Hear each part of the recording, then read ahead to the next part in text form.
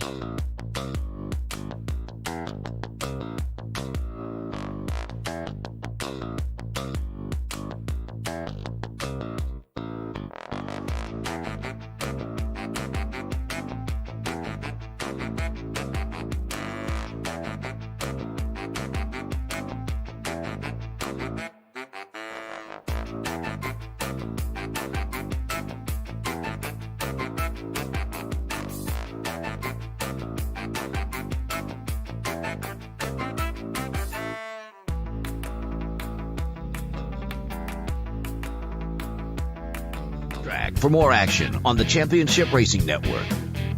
Hey, welcome back into the show.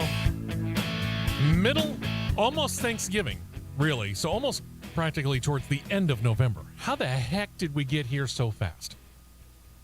I have no explanation for it. Seems like this year's flying by, though. Hey there, I'm Steve West. Producer John over there, making sure that all the things are pushed and correctly done. And I guess we're going to find out whether or not we get this particular part of it correct, because the phone system here at the flagship station is always a fun thing. But that's where we're going to go first before we start doing anything else, because live and on location is the guy who is not in studio. That is one Matt Nicholson. Hello, Matt. Can you hear me? Loud and clear. Fantastic. All right. So you are not in studio. Why? Yeah, I am. I'm a little bit, I guess you can say, on assignment, on location.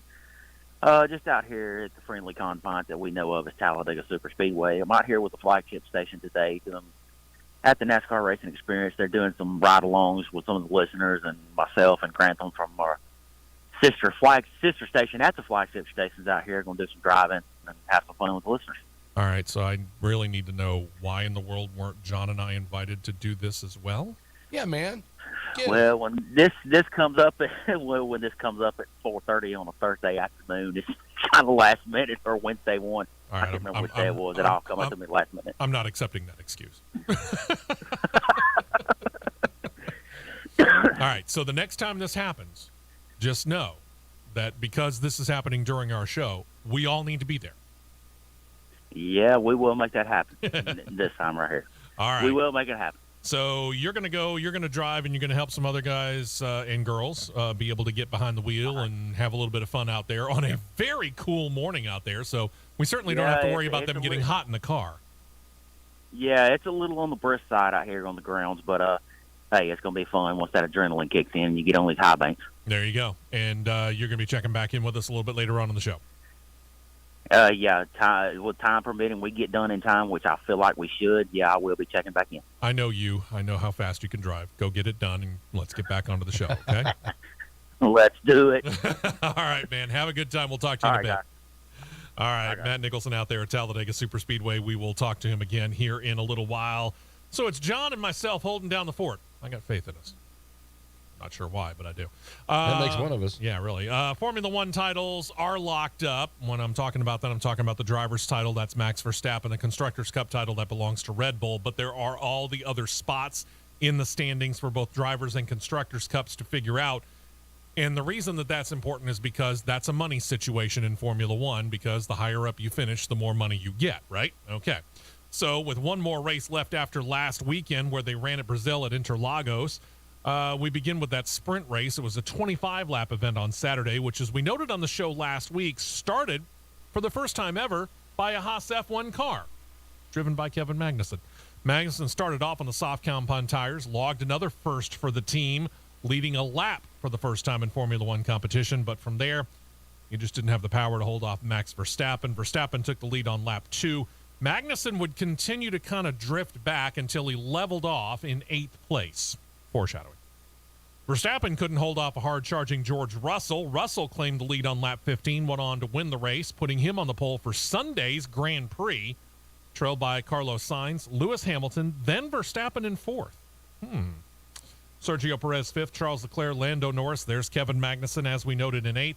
And those drivers getting championship points. 8 points for first place, went down to 1 point for 8th place. So Kevin Magnussen got himself a title point. Way to go. Sunday began in Brazil. F1 Grand Prix continued a weekend of firsts, trailed by the 2 firsts by Kevin Magnussen for Haas F1, and for Haas F1 specifically. George Russell would use the pole that he won during the sprint race and actually was able to hold off the field, including his own multiple title-winning teammate Lewis Hamilton. Claims his very first Formula One win. Hamilton finished second, a second and a half back at the end. Recovered from a second lap 7 collision, I should say, with Max Verstappen. That led to a penalty for Verstappen. That same lap saw a collision between Lando Norris and Charles Leclerc, sent Leclerc into the barrier. None of these 4 retired. They were all able to keep going, but like Verstappen, Norris was penalized. So here's your final top 10. Russell, Hamilton, Carlos Sainz, Charles Leclerc, Fernando Alonso, Max Verstappen, Sergio Perez, Esteban Ocon, Valtteri Bottas, and Lance Stroll. If you're wondering what happened to Kevin Magnussen, he had a problem very early in the race and had to retire the car. He was officially credited with dead last. Verstappen has totaled 429 points on the year. Again, he is the title holder. 1 race to go. 290 points for Charles Leclerc. tied with Sergio Perez. So, yeah, that one final race is going to be all important. Then you got George Russell in there, 265 points. Lewis Hamilton, 240. Potentially, Lewis Hamilton could bypass his teammate. Carlos Sainz, 234. Lando Norris, 113. Esteban Ocon has 86. 81 for Fernando Alonso. Valtteri Bottas hanging on to 10th. He's got 49 points. Red Bull has 719 points. Cannot be caught in the Constructors' Cup. Ferrari has second place, 524. Ferrari is hanging on by their fingernails. That's right. We have Mercedes coming up hot. That first and second finish in Brazil gives them 505 total points. So, yes, they could conceivably find themselves in a situation where they get past Ferrari for second place in the Constructors' Cup. Stay tuned. We'll let you know whether or not that actually does happen. Let's see who else is in there. Well, let's go with 167 for Alpine. McLaren 148, that's still up for grabs. Then you drop down to Alfa Romeo 55, Aston Martin 50, Haas F1 up to 37. Judging by what I've seen in practice so far, Haas F1 not much of a chance to do anything with that. AlphaTauri has 35, still could be caught there. Williams stuck 8th with a grand total of 8 points. I guess we'll find out how that goes. Gonna try and keep track of what's going on in the qualifying over there right now. To absolutely nobody's surprise, Max Verstappen is the guy leading the way when it comes to that. Let's see. Well, like I said, I'll keep an eye on it because I don't have a timer right on it, but I'll look at it here in a little bit, like during our next break, and hopefully I'll have an update for you and see where those Red Bulls, the Ferraris, and the Mercedes all go. And are you having a good time with your microphone over there? No. And we'll figure out who's eliminated after Q1 and move on from there. After Ferrari, or I should say after Formula One got everything done, the NHRA's Camping World Drag Racing Series wrapped up their 2022 season at their traditional NHRA finals, Pomona Raceway, the soon-to-be renamed Auto Club Dragway. I'll give it that name one more time. Next year, it becomes In-N-Out Burger Dragway, officially. Erica Enders locked up the Pro Stock car title before this weekend, but the other three divisions still had to be determined. The finals of Top Fuel came down between Austin Prock and Antron Brown, and despite Brown having an eyelash quicker reaction time, it was actually Prock at the other end. I'm going to talk about a guy that came on strong towards the end of it. If he had had a higher seating position as we went into the countdown for the championship, we might have been talking Austin Prock as your title winner. But either way, he gets a 3.641 ET at 336.23 miles per hour. That's the fastest pass of his career yet. Second event win of 2022 and third event win of his young career.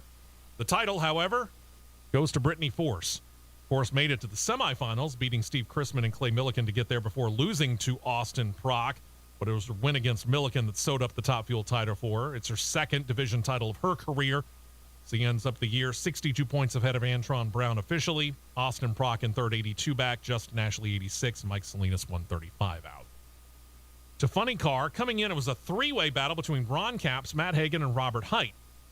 Well, Hagan dropped out quick. He was upset in the first round of the finals by Steve Densham, so that eliminated him from title contention. Robert Height advanced to the quarterfinals, but lost to Bob Tasca the third, so that meant that he was rooting for anybody to better Ron Capps. Capps, however, made it to the finals where he had a slim 3-point lead and actually only needed a clean start to claim the title if he had penalized, if he red lighted on the tree? No, red light, you could get away with it. If he had something that would have caused a penalty, like slapping the wall. I know it's weird. NHRA titles are weird, but he needed to be five or more clear to be able to go in and not have to worry about it. Otherwise, he has to have a clean start. Again, welcome to racing rules, right? He got the clean start, slightly quicker reaction time over Cruz Pedregon. Cruz, though, spoils Capps' celebration only a little bit. He powers to the event win with a 3.839 ET, 335.65 miles per hour. Pedregon's first win of 2022, but his 39th career win. However, in the official standings, Capps is the title winner by those 3 points over Robert Height. Matt Hagan, 95 back. Bob Tasca, 195 out and finishing fifth in the final standings. The legend, John Force. I should have said 185 for Bob Tasca because Force was 192 back. Pro Stock Car Finals came down to a battle between 2022 division champion Erica Enders and her closest rival, Greg Anderson. Anderson, the quicker reaction time, gets the whole shot win, 6.516 ET, 210.31 miles per hour. For those of you that aren't all that familiar with what NHRA low jargon sometimes means, a whole shot win means that your rival actually had a faster time light to light, but because you had the quicker reaction time, you got to the other end first. So there you go. I have no idea how that works. I know. It's weird. It's kind of like that bracket racing thing that we used to do. But in this case, you're supposedly starting off the line quicker, and everything is on your reaction time off the light. Drag racing is fun. So you'd say I'd lose totally? You might. Of course, I'm sitting here looking at it and going, so would I. This would be the second win of the year for Greg Anderson, his 101st of his lengthy and storied career. Final standings, Erica Enders on top, 242 points over Anderson, who is in second place. Aaron Stanfield down 248, 285 back with Troy Coughlin Jr., and Kyle Koretsky officially ends up in another zip code in points, 364 points down. And that brings us to Pro Stock Motorcycle, a battle between Angie Smith and Joey Gladstone in the finals of Pro Stock Motorcycle. That had been decided, actually, when Angie's husband, Matt, made it to the semifinals before he got bested. To the finals, both had great reaction times. Smith slightly better at a .017 reaction time. Think about that for a second. That's fast. Paid off for her at the other end. She gets the whole shot win. Again, a little bit quicker light to light for Joey Gladstone, but that faster reaction time gets Smith the win. 6.749 ET, 199.55 miles per hour on a motorcycle. Yikes. Think about that for 1700ths of a second. Uh-huh. Marking... And I rode, well, I say rode. I'd like to ride, but I have ridden motorcycles. Yes, you have. I've crashed motorcycles. Yes. Can you imagine doing That's why this? my wife won't let me ride motorcycles. But can you imagine pulling that kind of time? I have been 90 miles an hour on the back of a bike. Yeah. Scared the doo-doo out of me. Uh-huh. This was a great time, by the way, for Angie Smith's first win of the year. It's only her third career national event win, so congratulations to her. As we noted, Matt Smith is your division title winner. 82 points up on Gladstone at the end. Angie Smith, third, 91 out. Jerry Savoie officially 178 out from first. A good run by Steve Johnson as he was working his way up through the bracket, but ended with him being 203 points out. He had made it to the semifinals against Angie Smith, but his engine did not crank, so he was therefore forced to bow out. So the 2022 racing season officially will come to an end this weekend. It's the Formula One race that has the center stage. It is the Etihad Airways Abu Dhabi Grand Prix. It'll run on the Yas Marina circuit. It's a total of 16 turns over 3.3 miles. Again, the final race of 2022. It'll air on ESPN2 Sunday morning, 8 a.m. Eastern, 7 a.m. Central Time. Qualifying right now, if everything holds the way that it's looking right now, the 5 who are going to drop out will be Alex Albon, which is a bit of a surprise because he was looking good in practice. Valtteri Bottas. Oh, that changed. Not by much. Okay.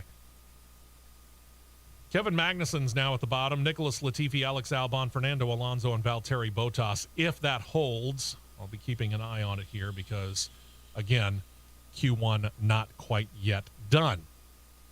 Now, we talked about this just a couple of minutes ago, and I'll let you know right now.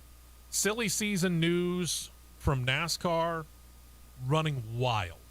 All over the place. Oh, yeah. But they're not the only ones. Formula One actually is doing some silly season stuff as well. And if you've been following the show like I know you have over the past several weeks or even months. And if you haven't, you should be. Exactly. And tell your friends about it.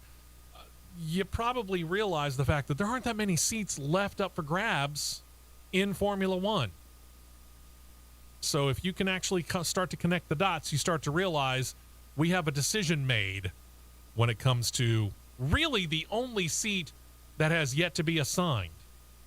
There is still the question about one Logan Sargent. We'll get to that coming up later. I'll explain all that because none of that gets settled until after today. So we'll deal with that next week. And yes, we are planning on having a show next week. We'll talk about that later on in the show as well. Matt Nicholson on location at Talladega Superspeedway. Lucky Duck gets to drive a car. I don't care if it's only 30 degrees. I'd climb behind the wheel of a NASCAR experienced stock car. Be more than happy to do that. Still don't know why we didn't get invited. Anyway, I'm jealous. A little bit. When we come back, we'll start talking about that silly season when it comes to NASCAR. We're just underway, right here on CRN. Stay right here for more on the Championship Racing Network.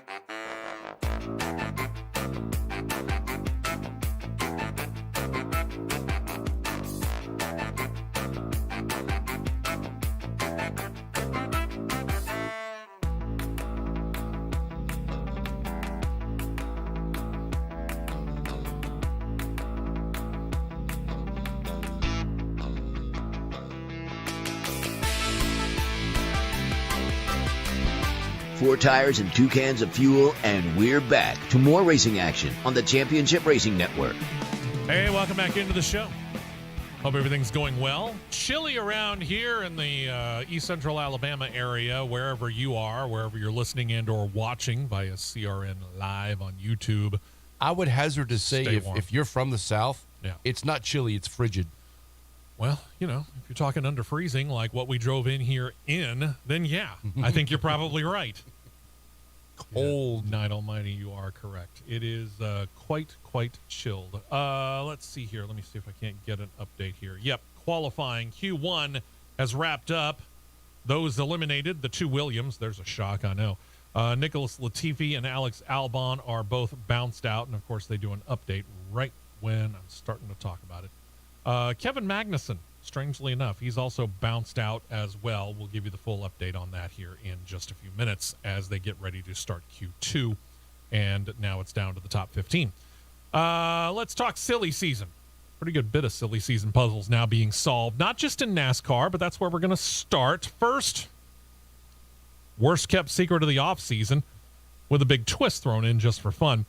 Joe Gibbs Racing apparently decided that keeping Ty Gibbs out of the Cup Series is going to be a little too much punishment for the actions that he had in the second-to-last race of the Xfinity Series, where he was not a team player and, in fact, knocked his then-teammate Brandon Jones out of the race and eliminating from the playoffs, all to get a win that Ty Gibbs didn't need. And if he had let Brandon Jones actually claim the win, then it would have been 2 Joe Gibbs Racing cars running for the title instead of just him. It was a very unpopular move, and it led to him winning the Xfinity Series title, probably the most unpopular Xfinity Series title in the history of what we now call the Xfinity Series, that goes back to 1982 when it was then the Busch Series. Yeah, that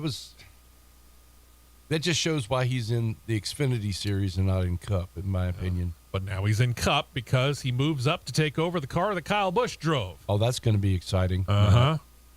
He will keep the crew chief from his Xfinity Series title win as well. Chris Gale moves up with him, but in likely a bigger twist, they're not going to use the one car number that Joe Gibbs Racing has used ever since their very first Cup Series race way back in 1993. He's switching from the 18 to the number 54. Why? Because Ty Gibbs would rather run the 54. Joe Gibbs Racing statement revealed the moves, stated that Joe Gibbs Racing is going to keep the number 18 in reserve for future use, but they didn't detail how that might come about just yet. you get the feeling that Ty is a little bit entitled. You're going to go entitled. I was going to go flat out spoiled. Well, yeah, but I wanted to give him some modem of credit, but I don't know. Yeah, I know. That move just it twerked me so bad that it just, I don't know, man. It was like greed. Is the only thing I can think of is just greed for the win, for the recognition and everything. And if he had let his teammate win, yeah, I mean, he could have played spoiler. He could have played blocker for the Gibbs.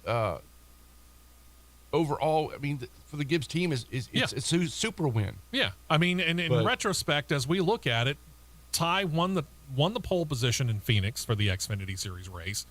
He dominated by leading by far the most laps of the Xfinity Series race. He had the dominant car when it came to the championship race, but yeah, there was no doubt about it. It was a flat-out selfish move, and I'll give Ty some credit for having recognized the fact that, yeah, it was a selfish move. I probably could have done better, but you know what? You didn't. You didn't think about it at the time. All you were looking at was a checkered flag instead of thinking, hey, what's the better move for the team? Well, okay, you got to give him credit there, too, because every racer's looking for the checkered flag. Sure. Straight out. But again, that's what you're shooting for. If you're thinking bigger picture, knowing he was locked in, and he did, he already knew he was locked in to the championship race. But that, to me, that you have to go back to your crew saying, okay, Ty, we're going to pull back a little bit. Let your teammate jump up in the front there, and exactly, we'll have two cars in the running. Yeah, exactly. Your teammate's in front. You play blocker. Let's see if we can't get him in there. I mean, if Brandon Jones messes up on his own, by all means, go past him. Oh, yeah. But, let's see if he can do it by himself, and you play blocker and you play the good teammate. And I'd like to be a little bug on the team radios at that point. From what I understand, they didn't say anything about it. And that bothers me a little bit, too. Well, they should have. That's my point. Yeah, that bothers me a little bit as well. This announcement all came down via statement. There was no official media press conference for anything or anyone in the organization. Obviously, they're still in mourning for the passing of Joe Gibbs' second son, Coy, the father of Ty, as we detailed on the show last week. He helped the team celebrate the night after Ty won the Xfinity Series title, but unfortunately, Sunday morning was found in his hotel room in Phoenix, Arizona. Cause of death still has not been revealed. And then they did a whole lot of moves over at Stewart-Haas Racing. We told you recently about an internal debate between the co-owners, Tony Stewart and Gene Haas, about the 41 car and specifically who was going to drive it. Well, it appears Stewart won. Smoke had become open about wanting to put Ryan Preece in the car and relegating Cole Custer to some other situation, probably back to Xfinity competition. Well, Preece, who spent the majority of 2022 working with Stewart-Haas Racing in a simulator, helping assist in the transition to the Gen 7 car, did result in wins for Chase Briscoe and Kevin Harvick, but only those 3 race wins. Very lackluster performance over the course of the year from 2020 Cup Series Rookie of the Year Custer, who did win a race that rookie season, but this season only was able to claim 3 top 10s while he had 4 finishes in the 30s. He ended up finishing 25th and final points on the year. So they turned to Preece. He's now 32 years old. He made his debut in what's now the Xfinity Series back in 2013, driving for Tommy Baldwin Racing. But he did get full-time in the series in 2015, running for JD Motorsports.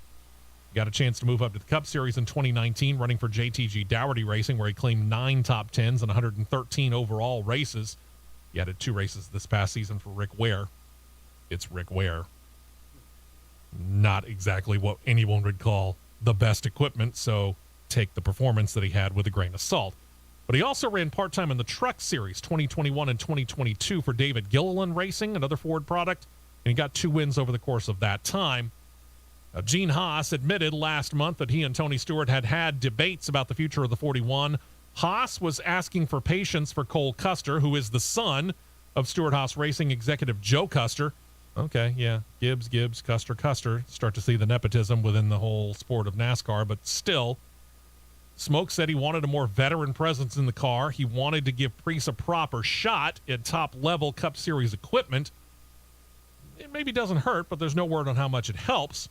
That Preece is represented by Kevin Harvick Incorporated, owned by the Stewart Haas Racing veteran of the same name, Kevin Harvick. Sure, it didn't hurt much. Preece chose to go into a reserve role with Stewart Haas Racing for 2022 instead of taking a full-time ride with another team. It was a ride that he termed as less than competitive, but he didn't go any further as to saying who it was with. Could have been Rick Ware.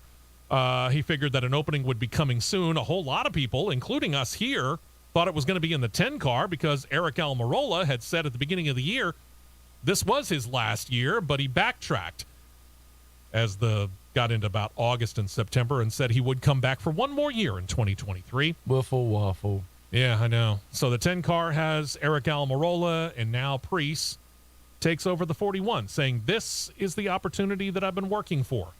So it looks right now like the veteran remains, Kevin Harvick in the 4 car. You go to the 10 car, as we just noted, it's Eric Almirola. The 14 car, it ain't going anywhere. Chase Briscoe with the win and making all the way into the round of 8. He's not going to go anywhere.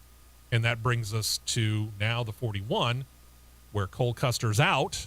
We'll get back to that during Xfinity news. And Ryan Preece is in. So what do you think about this move? Do you think Smoke has it right? I think Smoke realizes that there needed to be a change, and Cole Custer is not going to be that guy. What you had is 2 veterans in Harvick and Almirola and 2 youngsters in Custer and Briscoe. And while there's a lot of help, and it seems like Briscoe has kind of paired off with Kevin Harvick, and those two seem to get along very, very well, nobody was, it didn't seem like anyway, was taking Custer under his wing. And even if Almirola was, I think Almirola was still trying to figure out what it was he was trying to do with his future. So what Cole Custer needs to do is go back and get that confidence that he had in 2019 when he won, was it 7 or 8? Rain Man would know. It was either 7 or 8 races. Sorry, that's, if you haven't heard, by the way, that's our nickname for Matt Nicholson. Okay. But anyway, he won 7 or 8 races over the course of the 2019 Xfinity Series season, and that's what launched him into the Cup Series for 2020. And again, he won that race in that first year. It propelled him onto the Rookie of the Year, but since then, it seems like he's lost something. Whereas when we looked at 2021, when Chase Briscoe came up, no, he didn't win the Rookie of the Year because he seemed timid, and he even admitted that. And about a third of the way into this season, he talked about it publicly, and we mentioned it here on the show, the fact that everything seemed to kind of start to click for him. And he started to realize, you know what, I can do better, and I know where I've been going wrong since last year, and now all of a sudden everything just started to work. Well, for Cole Custer, that didn't seem to happen. Whatever was clicking in year 1 went away in years 2 and 3. You lost focus. Exactly. So, no, I don't really have a problem with this move. You've got to do what's best for your race team. You got to do what's best for your sponsors. This is Ryan Preece's shot. Again, he's 32 years old. This is the best equipment Ryan Preece has ever driven at this level. Here's your chance, Ryan. Are you going to do it? What's your prediction? I think Ryan actually has a chance to win a race. Does he come out gangbusters? Yeah, I think so. I think he has a chance actually to win a race in this car because the equipment's good enough, and Ryan Preece is good enough because he's had that time to mature and realize what you can go to as far as your limits are concerned. The limits now are higher with this Stewart-Haas racing car than what he's ever had in a Rick Ware Racing, or no disrespect to him, but in a JD Motorsports car. And when he was in the Rick Ware racing stuff, he did pretty well. He didn't do spectacular because, well, Rick Ware Racing. Yeah, again. But he did okay in terms of the talent. Yes. He did better than what Rick Ware Racing averages as a general rule. Thank you. Thank you for summing it up for me. You know, and a lot of that more of that has to do with the driver. Rick Ware, the reason Rick Ware has won races over an IndyCar has more to do with his partnership with Dale Coyne than it does with Rick Ware Racing itself, because Dale Coyne can go out there and he can recognize the proper talent to put in behind the IndyCar. That is their cooperative effort. In this situation, he's not paying to get the proper driver talent into his cars on a regular basis. He can afford to put Ryan Preece in there for a couple of races, but he can't afford to put him in there full time. And I think Ryan Preece understood that, and he said, you know what, that's why I need to go over here, and I need to play the waiting game, and it pays off for him. And I think he's right. And again, I think that that's the proper move for Ryan Preece. He understood, and that shows the fact that he's got the patience that he needs to be able to go out there. Yeah, I think he has a legitimate chance to claim a win, maybe even two, throughout the course of this year. Is he a legitimate title contender? Not willing to go that far yet. How about rookie? Rookie of the year. Rookie of the year that's passed. He's not eligible for that. He's got too many races under his belt. So even in Cup? Yeah, he's got too many races under his belt to be eligible for Rookie of the Year. Oh, that's so sad. Now, if he did, yes, I would say he'd be the one seed for that. One more note in the Cup Series, and that's Richard Childress Racing. They've announced their first confirmed sponsor for the number 8 of Kyle Busch for 2023. No, it's not M&M's. It's Lenovo. Marks a return for the company, which had sponsored Tyler Reddick in that 8 car in the 2021 Daytona 500. And they were the primary sponsor for 6 races on that car for this past year. They're actually on the hood when Reddick won at Texas Motor Speedway. How many races they're going to be as primary for Kyle Busch this coming year, they didn't reveal that just yet. And as we noted, they're the first named sponsor for Kyle Busch. I would imagine that's the first of what will be something of a avalanche. Because, I mean, say what you want about Kyle Busch. The dude is talented. The dude wins races. You're going to want to be on that car if you're saying, hey, I've got some money. I want to spend it in NASCAR. Where am I going to spend it? Oh, Kyle Busch has an opportunity. I have an opportunity to get my name on the hood and potentially in victory lane. I understand the value there. Yeah, Busch is one of those guys that you love him or you love to hate him. One of the two. Yeah. There's no in between. No, there isn't. And he loves it. Oh, sure. When he comes out and everybody's booing him, he revels in it. He excels with it. Yeah, he revels in it, and that's what kind of makes him kind of fun to watch. Whether or not you like him or not, he's fun to watch. All right, so Ryan Preece takes over his old Cup Series ride for 2023 as we transition to Xfinity Series news. What does exactly happen to Cole Custer? He is staying with Stewart-Haas Racing. He will move back to, again, where his biggest successes to date have come. That's the Xfinity Series. And Tony said of this move, quote, Cole Custer's been part of SHR since 2017. We're glad for him to have him stay with us. Cole's experience will be invaluable to Riley Herbst, foreshadowing, as he continues his development in the Xfinity Series. As we noted, Custer has 10 wins in Xfinity Series competition, including a win earlier this year when he was driving for SS Greenlight Racing in an entry that was actually prepared by Stewart-Haas. All of those wins, 10 in 108 total series starts. And in those 108 total series starts, Cole Custer has racked up an impressive 75 top 10s. That's almost 75%.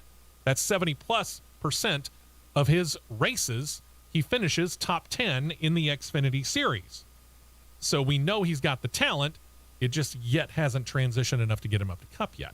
So do you think with this Custer move, do you think that drivers are being shoved into the top tier too quickly? Oh, by far. Absolutely. We have gone and you know, part of this is the how do you want to put it, the sliced bread after effect. If you might remember many years ago, many moons ago, Tony Stewart remembers this well, when he decided he was going to leave Joe Gibbs Racing, and they made the big deal about turning the number 20, then sponsored by Home Depot car, over to Joey Logano. And the kid at that point in time, and he was a flat-out kid. He was called sliced bread, as in the best thing since. And unfortunately, he did not really live up to that at Joe Gibbs Racing. He had to leave there and move over to Team Penske, and that's where he has blossomed and turned into a 30-plus race winner and a 2-time Cup Series champion. And ever since Joey Logano, all these teams have been looking for the next Joey Logano. And sometimes you hit. Sometimes you get it. Sometimes you hit upon a Chase Briscoe who maybe takes a year and then he realizes it. Sometimes you hit upon a Chase Elliott or a Kyle Larson. These guys who all came in before the age of 25. I'll even go that high. And they have found themselves able to be a success. But unfortunately, there are other drivers who, despite all of the promise of all that talent, they can't quite cut it at that level. It's like that college superstar that gets to the NFL, and what happens to them? They disappear. Will Cole Custer make a comeback? We'll talk about it a little bit more, and we'll talk about Riley Herbst as well. We're talking Xfinity Series here on CRN. Stay right here for more on the Championship Racing Network.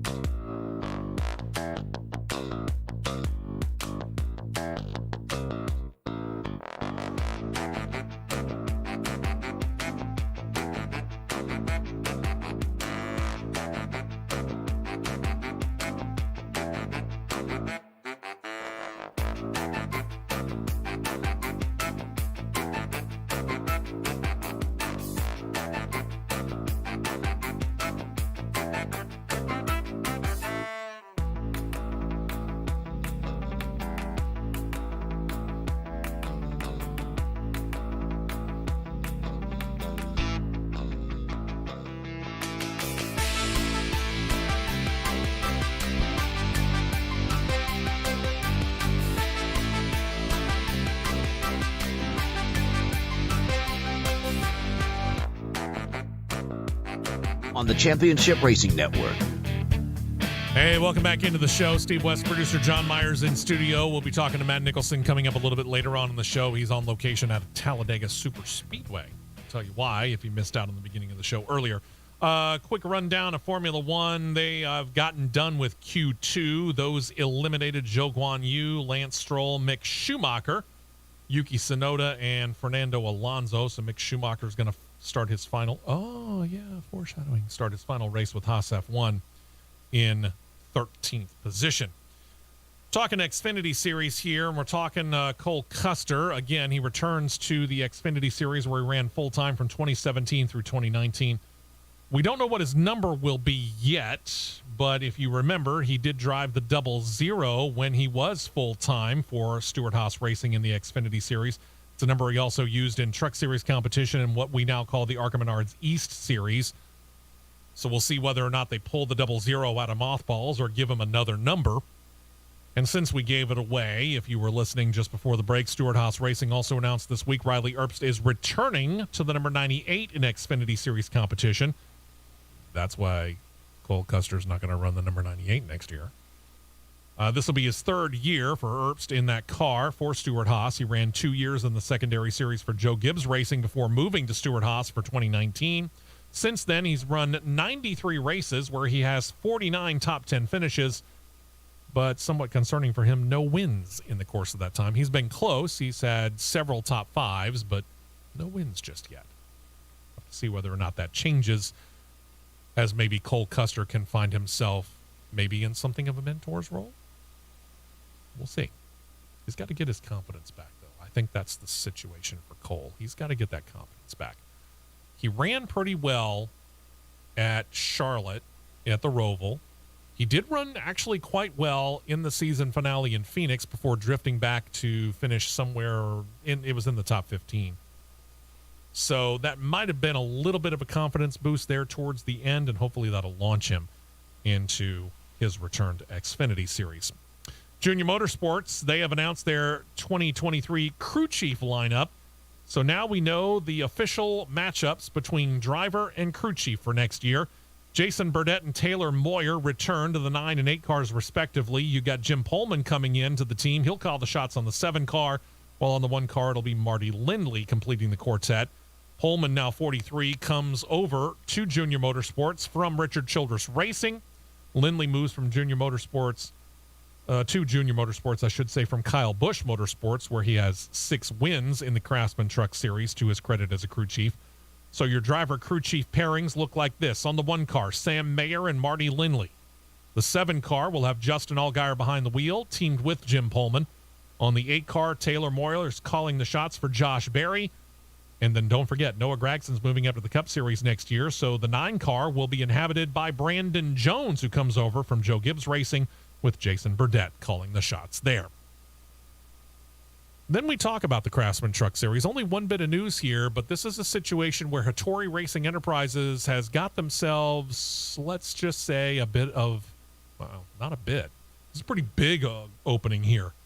Scott Zipadelli announced on social media Monday he was leaving Hattori Racing Enterprises after 6 years as the crew chief on that truck, where he'd been the crew chief for Brett Moffitt, Austin Hill, and Tyler Ankrum. He and Brett Moffitt won the Craftsman Truck Series title back in 2018. In that same announcement, again on social media, he hinted he does have plans in set for 2023, but he didn't announce them. Said he would be, quote, sharing those plans soon, unquote. So we'll see what happens with both Scott Zipadelli and with Hattori Racing Enterprises, because both of them now need to figure out what it is that they're going to be doing for 2023. He's on top of his game. He is. He has taken, and we've talked about this many times, if you're a single vehicle operation, which they were back in 2018, you're at a bit of a disadvantage because you don't have another team to gain information from that might give you something that you were missing. But yet Scott Zipadelli, and it didn't matter whether it was Moffitt, Austin Hill, or Tyler Ankrum, he always had that truck ready to go, and it was always competitive, and it has been a championship contender. They've been in the countdown for the championship just about every year. And, you know, he's like, his name rings a bell with me. and that's saying something because I'm clueless when it comes to racing. Well, it could be the fact that there's a guy by the name of Greg Zipadelli in Stewart Haas Racing. It could be, but at the same time, and we've talked about Scott before here on this show as we well. have, yeah. But he stands out in terms of having the truck ready to go, like you said. Yep. And no matter what driver was in it, it was always in the top. Sure. Top of the field. So we were constantly talking about Hattori Racing Enterprises. Absolutely. So yeah, this is a big hole. This is a big hole that they need to fill. What's Hattori going to do? I'm kind of led to believe that Shiggy Hattori, who's the owner of that team, is not going to waste much time in going out and finding a quality guy, because that's the one thing that we can say about him. He's willing to go out there and find good, in this case, it's been drivers. He's been able to concentrate on the driving situation because Scott Zipadelli was there and he didn't have to worry about it. So I get the funny feeling he's going to go out there and he's going to find somebody that can keep that team racing at a high level. Is it going to be as good as what Scott Zipadelli has had? I don't know. A lot of it just depends on who he's able to get. But I think, depending on who all's in the market out there, and I have to admit, I'm not really sure who it is that he might be able to get, who's on that free agent market as far as crew chiefs are concerned. But he's going to go out and he's going to find the highest level of talent that he can find for a crew chief. And I'm not going to discount this either. And I have no inside information. But over the course of 6 years, I can guarantee you Scott Zipadelli has worked closely with all of the people that are on that crew. There may be somebody waiting in the wings over at Hattori Racing Enterprises that is ready to take over that mantle. We step up. Yeah, maybe. Again, we'll be keeping an eye on it and let you know. In some basic NASCAR news, they have announced the launch of their 4th International Series. Now we have the NASCAR Euro Series, the Wayland NASCAR Euro Series. We have the NASCAR Pinty Series, which is in Canada. And we have the NASCAR Mexico Series, which is, in Mexico. Well, how about this? Let's add to it the NASCAR Brazil Sprint Race Series. This is the first foray into South America for NASCAR and a cooperative effort between NASCAR and Brazil's GT Sprint Race Series. It's a series that was founded in 2012. Their 2022 schedule featured 18 races over 9 weekends, so doubleheader weekends pretty much all around the country, including on the course that Formula One ran on just last week. Either it's known under 2 names, Autodromo Juan Carlos Pace or Interlagos. I like Interlagos because it's one word. The 2023 schedule hasn't been announced at this time, but we have seen 3 drivers from Brazil race in NASCAR. Christian Fittipaldi, it's easy for me to say. I'm a professional communicator. Don't try this at home. Christian Fittipaldi, Nelson Piquet Jr., and Miguel Paludo. So it's not like there isn't talent there. Formula One has noted talent from Brazil for a long time, and now NASCAR is going to try and see if they can't tap into it. So we'll see how well that works for them. Then there's the NASCAR Hendrick Motorsports Garage 56 Le Mans entry. That got to turn some laps for only the second time, actually, this past week. They took it to Virginia International Raceway, noted road course in the southeastern part of that Commonwealth. This was a troubleshooting expedition. It was not a top-speed run for noted sports car driver Mike Rockenfeller. After the outing, they said that they are still in the kind of early in the process of putting the car into racing shape, so it's not ready to be entered officially yet, but they are, at this time, planning to run that car in the 2023 24 Hours of Le Mans. If you've missed out on this, and again, where have you been? Garage 56 entry is one of those deals where 55 entries generally come in on Le Mans over several different course series, but they have experimental opportunities for teams where you can bring a car in that hasn't normally been within a specific class that they generally run, and they call that a Garage 56 entry, and that's what this is going to be. Another former NASCAR driver thinking about politics. Several years ago, Richard Petty ran for North Carolina's Secretary of State. He lost.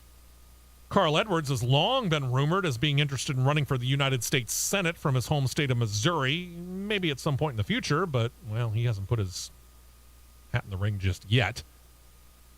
There's Hermie Sadler, however. The former NASCAR driver has decided that he's going to run for a seat in the Virginia State Senate. Sadler's now 53, lives in the family home area of Emporia, Virginia. He owns and operates, by the way, 2 convenience stores, a truck stop, and a racing-themed restaurant. He's going to vie for the Republican nomination for the newly created 17th Senate District. It was created when new districts were drawn up based upon shifting population in the state, and they combined the old 17th with parts of the old 18th District. I'm not getting into maps. He's going to face off against current state delegate Emily Brewer. Brewer announced her bid for this particular seat way back in January. There's no announced Democratic candidate yet. For a district that's almost evenly split, it lists as 51.5% white to 48.5% minority. Includes cities like Emporia, Suffolk, Chesapeake, and Portsmouth down in the southeastern part just south of Richmond, Virginia. Yeah, I know where that is. Yeah. You and I, well, you were born there, and I spent about a decade in Virginia, so we both know about that area. Q3 is underway, and I know, shocking. Max Verstappen's got the early lead for the pole. To the NHRA, we talked about those who won the division titles in the Camping World Drag Racing Series. Chevrolet, meanwhile, has claimed the top manufacturer in the NHRA for a record-setting 27th season. The award presented to them in the NHRA award ceremony that was held on Monday of this week, right after the 2022 season finale in California. This marks the 6th straight year and the 8th year out of the past decade that Chevrolet has claimed this honor. His standings are based upon finishes in Funny Car, Pro Stock, Super Stock, Eliminator, and the Constant Aviation Factory Stock Showdown divisions, noting that the points accumulated by the Camaro SS and the Copo Camaro entries, that last one specifically for the Factory Stock Showdown, they had accumulated more than 3 times the points of their closest competitor. Yeah, it was kind of a dominating thing. As we noted, 27 manufacturers title for Chevrolet. They are the all-time leader in that category. The 2 that are tied for second place all-time, well, let's just say that they're not going to be challenging Chevrolet for that particular title anytime soon because GM has killed both Pontiac and Oldsmobile. Oldsmobile racked up 14 titles up to 1995, and then they turned the mantle over to Pontiac. Pontiac then ran off a string of 10 of the next 11 titles. So 27 for Chevy, 14 for Oldsmobile, 10 for Pontiac. Ford's next with 6. So it's going to be several years, assuming Ford could run off a string, before they even pass a company that no longer exists. Now, NHRA racing has been going on long before this, but this top manufacturer award has only been presented since 1962. So Ford with 6. Dodge has 1. The defunct Plymouth has 1 as well. Those are the only ones that have been able to claim titles. Dodge, by the way, is one of the ones that kept Chevrolet from winning 10 straight over the last decade. Bow power, baby. Indeed, indeed. The NHRA's 2022 Camping World Drag Racing Series Rookie of the Year goes to Pro Stock driver Cami Caruso. She bested Top Fuel driver Scott Farley and Funny Car pilot Jason Rupert for this honor. She qualified for all 19 Pro Stock car events and claimed even once a top qualifier in Houston. She made the countdown for the championship for that, but actually wasn't a serious title contender. She finished the 2022 point standings in 12th out of the 15 qualifiers, but the fact that she made the countdown for the championship automatically put her in a better position than her 2 Rookie of the Year competitors. Maynard Family Racing, that's the new title for what had been Don Schumacher Racing. They're now officially really Maynard Family Racing with Don Schumacher. They're confirmed that they're going to follow the rumors that had them bringing Mike Neff together again with their driver for 2023, and we're talking about Tony Schumacher. The move had been rumored through most of the year. It brings Neff over from calling the shots on the Bob Tasca III Funny Car, where he led him to 6 of his 12 wins over the past 2 years.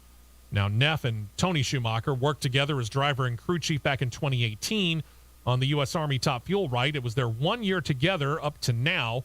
They made the final round 6 times that year. They won the Thunder Valley Nationals in Bristol. Neff knows what he's talking about as well because he was a driver who claimed 10 wins before he turned his attention to becoming a crew chief, where he's racked up numerous wins and 2 Funny Car titles all since 2002. That was his first year as a crew chief. He's worked with drivers like John Force, Robert Hite, and Gary Skelzy, among others. Schumacher says that he hopes to build upon his most wins as a Top Fuel driver, 86. And, oh, by the way, he'd like to add to his 8 division titles as well. Mike Neff coming on board might just be able to knock that out.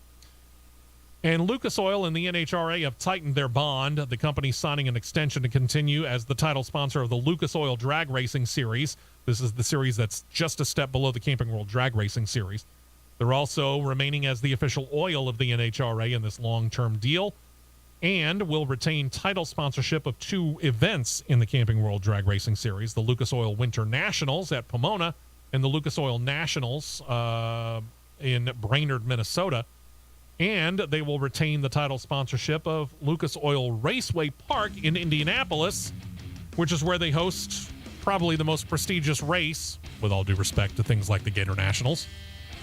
They figure the most prestigious race is in Indianapolis. It's the U.S. Nationals. And they are the title sponsor of the facility that it'll be hosted on. Q3 is about halfway through. We'll keep you updated on that. When we come back, we'll tell you who's won the poll. Like you couldn't have already probably figured that out. We'll be back. We will be right back with more on the Championship Racing Network.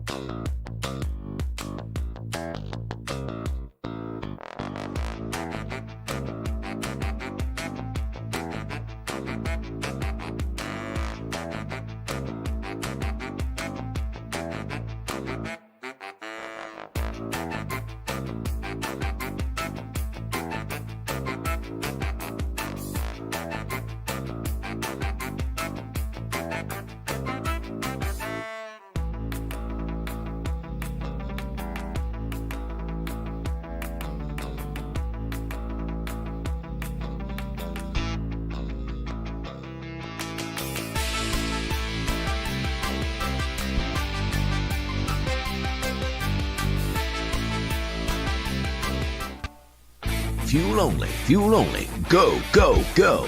We're back to the Championship Racing Network. Let's start off by recapping everything in Formula One. Your pole sitter, I know you're shocked. It's Max Verstappen. Aw. Yeah.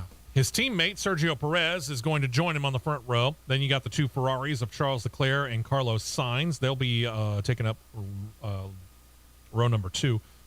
Row number 3 is an all-Mercedes one with Lewis Hamilton just barely besting his teammate George Russell.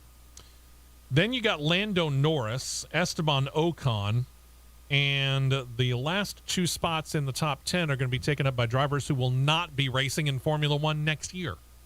Sebastian Vettel, who is officially retiring from Formula One, he will roll off 9th in the early morning hours, where Daniel Ricciardo, who is taking a year off, he's hoping it's only a year off, will roll off 10th. So now you're updated. That brings us to American Open Wheel Racing, where Dreyer and Reinbold Racing, in cooperation with Cusick Motorsports, set to field another Indy 500 only entry. This will be with Stefan Wilson behind the wheel in 2023. Gives the British driver a 5th attempt at the world's most famous race. Wilson has been more than competitive in his time in this race. He actually led with 4 laps to go in 2018, but unfortunately his fuel was running out, so he had to pit. He ended up finishing 15th then. Wilson's time is mostly, he admits, spent raising funds for his one Indy 500 ride, but his driving talents also got him 3 IMSA starts this year, including in the Rolex 24 Hours of Daytona, where he and his teammates finished 10th overall. Then he finished 8th and 14th overall in Sebring at Watkins Glen, respectively. He's the brother of the late Justin Wilson, who ran the Indy 500 twice himself, both with Dreyer and Reinbold Racing back in 2010 and 2011. So Stefan Wilson, he's a great story. He's a good kid. And I say kid, I mean, he's not really what... He's obviously a veteran, but, you know, I'm in my mid-50s. Dude's a kid. But he's a good kid, and he's a good, talented racer. As you can tell, though, my problem with this, and this is endemic of the day, okay? This isn't just an IndyCar thing. It's not. It's in Formula One. It's in NASCAR. It's in the NHRA. A little bit less so in the NHRA than the other series, but most of the major racing series around the world, if you have a sponsor to help you, in other words, backing you already, it's much easier to get a full-time ride than it is if you come in and just have talent alone. And unfortunately for Stefan Wilson, he's going and piecemealing everything together and therefore only gets one race. And granted, it's the Indy 500, but still, it's kind of a shame because I think Stefan Wilson is one of those guys who actually could prove to be a much better driver than most people realize if he were given that full-time opportunity. When Iowa Speedway returned to the IndyCar calendar for 2022, they had a doubleheader weekend earlier this year, and they decided to pair that racing weekend with some pretty big names for concerts, both before and after the races on Saturday and Sunday. Well, John, they're going to do it again for their doubleheader weekend in 2023, and they've attracted some pretty big names. What kind of names are we looking at, Steve? For Saturday, which will be July 22nd, so, you know, if you're not too big on, say, the heat and the humidity of the Southeast in the middle of July, maybe go to Iowa. I've been to Iowa in July. It's a lot less humid. Carrie Underwood performs before the race. Kenny Chesney does a post-race concert. Wow. That's Saturday. Sunday, pre-race is going to be the Zac Brown Band. I'm good for 3. Yeah, so far. 4th one, yeah. Ed Sheeran. Who? Yeah. He's popular. Got a lot of top 10 hits on the Billboard Hot 100, but I'll be honest with you. I'd be like, yeah, 75% of those, I'm good.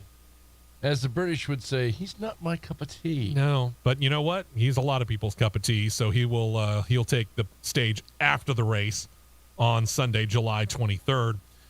Bud Dankers, the president of Penske Corporation, said, quote, thanks to the support of Hy-Vee, which is a Midwestern supermarket chain, and their commitment to making Hy-Vee's IndyCar race weekend one of the biggest annual events in the state of Iowa, we truly delivered a memorable experience for our fans this summer at Iowa Speedway with 4 incredible concerts featuring some of the most popular acts in music today.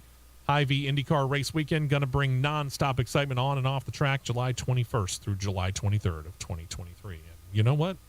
They will. I mean, I got to admit, it wouldn't bother me a whole heck of a lot to take in the racing and the concerts as well.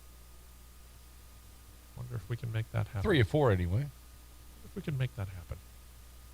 We can, we will, and we'll know about it next year. We'll see. And one other note here. We know Trackhouse Racing for their 2 successful entries in NASCAR's Cup Series, but could more be in the future? According to majority owner Justin Marks, yes, he said he's hoping that he might be able to put a Trackhouse Racing entry into a future Indy 500. And with the help and the money of successful rapper Pitbull in the ownership group, I wouldn't count him out as a real possibility to make that happen and potentially have a fairly competitive car right off the bat either. A team spokesman told the Sports Business Journal, quote, "We have a lot on our radar right now that we're going to pursue, but we'll always do it knowing the success of the NASCAR team is the hub of what spins that wheel." So the Cup Series team, which, by the way, I don't know where they got them, but there's 2 pieces of bodywork in the conference room of the flagship station that we broadcast from here, which if you're watching on CRN Live, you can see the logo right over my shoulder. But they got 2 pieces of bodywork, one from the 1 and one from the 99.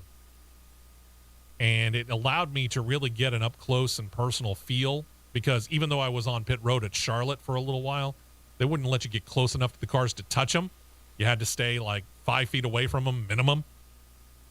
Now you can. The cars are under COVID rules, baby. Yeah, right. So now I could actually go up and I could touch it and feel it and kind of tap on it. And it's kind of weird because I'm so used to those pieces being metal and they're not anymore. But man, they're rigid as all get out. And that's just the bodywork. Forget everything that lies up underneath it. Anyway, but yeah, it's Justin Marks is getting ready to form himself kind of a racing empire, I think. And judging by the fact of his success and how quickly he became a success in NASCAR, dude, I'm not counting this guy out. I mean, he might just very well become one of the very successful race team owners, period, across all of racing, whatever racing he wants to get himself into. If it happens to be Formula One, though, I would take a lesson from Michael Andretti and realize that they're a nice little good old boys group who has a hard time letting new people in. Yeah, I'm shooting across the bow, Formula One. Speaking of which, it's time to dive into some Formula One news. Yep. We talked about Gene Haas and Tony Stewart, his buddy over there on the NASCAR side of things, having a little bit of a disagreement over who was going to be in the 41 car for the Cup Series. They finally got all that figured out. If you missed hour number 1, you missed a lot, but I'll give you the overview. Cole Custer's out of the 41. Ryan Preece is in, and Cole Custer's going Xfinity Series racing, which means Tony Stewart won that particular side of the debate. Well, Gene Haas doesn't have to debate because he solely owns the Formula One team that is known as Haas F1. They've made their 2023 driver lineup complete. And the guy who's going to roll off 13th tomorrow is rolling off 13th in, for now, his final Formula One race. Mick Schumacher is out after the Abu Dhabi Grand Prix. This is a ride that he's had for the last 2 years. Now, granted, we talked about this. Haas F1 effectively said this at the beginning of 2021. We're punting. We're not doing any updates. We're not spending any money on it because we know that there are new regulations that are coming in 2022. So we're going to put all of our effort and all of our money into the 2022 car to make it better. So for 2021, they put 2 rookies in the car. Dimitri Mazepin, we'll talk about him later, and Mick Schumacher, the son of 7-time Formula One champion Michael Schumacher, who had won the 2020 Formula 2 title. Now, neither Mazepin nor Schumacher were going to do anything in a car that was effectively 2-year-old technology, and everybody else was much better than them.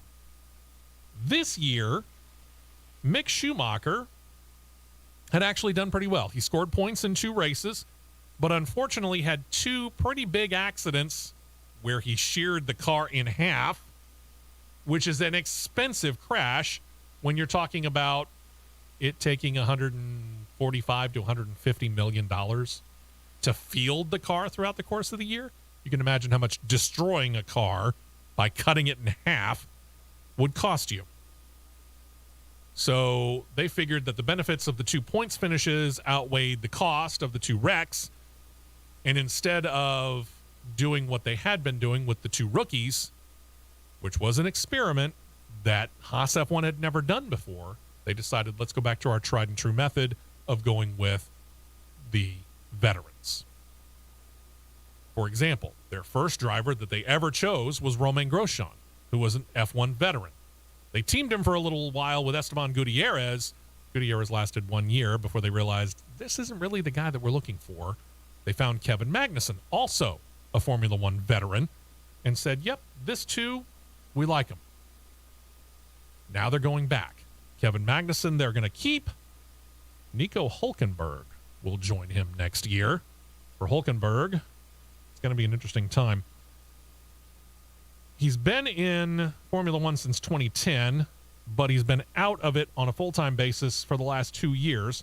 He's had 4 starts in that time as a COVID-era fill-in driver, but again, effectively out since the 2019 season, and at 35 years old, seems a fairly interesting choice for Haas F1, who for, again, the 2021 year went with that all-rookie lineup of Schumacher and Mazepin. But Hülkenberg now becomes the most experienced driver on the Haas F1 team. When he made his Formula One debut back in 2010 with Williams, he's also driven for Force India, Sauber, Renault, Racing Point, and Aston Martin. In his time in F1, Hülkenberg has claimed no wins and actually no podium finishes, kind of like Kevin Magnussen. But from his 4th to his 9th year in the series, he never finished outside of the top 10 in final points. His final year with Renault in 2019, he did fall to 14th. That's what they're looking at. They're trying to get up back to where they were before basically the bottom fell out for Haas F1. Remember, 2018, they finished 5th in constructor point standings. They want back at that level, to the point where Haas F1 team principal Gunther Steiner, never at a loss for words, said, quote, as I always said, it was not an easy decision on what is best to do for the team. In the summer, when we didn't have a decision, there was no decision. Contract was only signed yesterday, for example. We wanted to see what to do best and give Mick as much time as possible, see that we could make the best decision that was possible. There was not a point on August the 7th or anything. It was continuous talks with Gene Haas as to what's best for the team, and we came up with a conclusion that I think was last week. Love how Gunther Steiner's kind of waffling on this. When was the conclusion there, Gunther? Just go ahead and say it. Was it last week? Was it yesterday? Was it 3 weeks ago? When was it? Just lay it out there. Does he even remember? He may not. That's true. Again, this pair's 2 drivers had a pretty visible run-in with each other back in 2017. Magnussen ran Hülkenberg wide in that year's Hungarian Grand Prix, and after the race, Hülkenberg, in the media, in his post-race interview, claimed Magnussen was, quote, the most unsporting driver on the grid, and that began the pair using media to spar with each other. Steiner said that the 2 drivers, though, have buried the hatchet and apparently not into each other's backs. Steiner said that he doesn't think it's going to be a problem. More importantly, won't be an issue for the coming year. Steiner says he believes that this is the pair that can move the team up from battling for 8th in the Constructors' Cup, possibly back up to 4th or 5th, like I said, where they battled a few years ago. That brings us to Mick Schumacher. Again, Formula 2 champion, the son of, as my microphone drops away from me, the son of one of the all-time Formula 1 legends. I mean, a 7-time champion who won 91 races as a driver. Some of that had to rub off, and apparently it did, because this was a kid who won titles all the way up until he got into Formula 1. I mean, he won, as we noted, the Formula 2 title for the Ferrari Driver Academy before moving up to Haas F1 in 2021. As we noted, the Haas F1 car was automatically behind the 8 ball for 2021 because they said this is old technology, but we're not updating it because we're going to spend all of our money and deal with the new regulations coming into effect in 2022. So there was really no chance that he was going to be anywhere near competitive in 2021. For this year, as we noted, he starts 13th in the Abu Dhabi Grand Prix. He and Mick Schumacher were about 50-50 as to who outpolled or out-qualified the other. So they were about on even terms by that. But when you look at the points scored between Kevin Magnussen and Mick Schumacher, if you break down the Constructors' Cup points, and again, right now, Haas F1 is holding down 8th by a grand total of 2 points over Aston Martin. But the vast majority of those points have been scored by Kevin Magnussen. Mick Schumacher scored points in only 2 races this year. And that is what has Gene Haas and Gunther Steiner going, we need to make a change. So they've decided to go with a more veteran driver lineup. How long Nico Hülkenberg is going to last in this car, God only knows. But this tells me another thing here. Haas F1 has a very unique customer experience with Ferrari. They're still very closely aligned. They're still buying their engines from Scuderia Ferrari and putting them in the car. And there's a lot of technology as far as the suspension and all that is shared between Ferrari and Haas F1, which is why they came in like a house on fire. They came in scoring points in their very first 2 ever races in Formula One. And yeah, they made it up as high as 5th and were battling for 4th in the Constructors' Cup in 2018 before basically, as I mentioned, the bottom fell out. We'll get back into it when we come back because there's more to the story. And Mick Schumacher has a statement that he's also dealing with, so we'll find out what he had to say when we come back. We're talking Formula One. You're listening to CRN. We will be right back with more on the Championship Racing Network.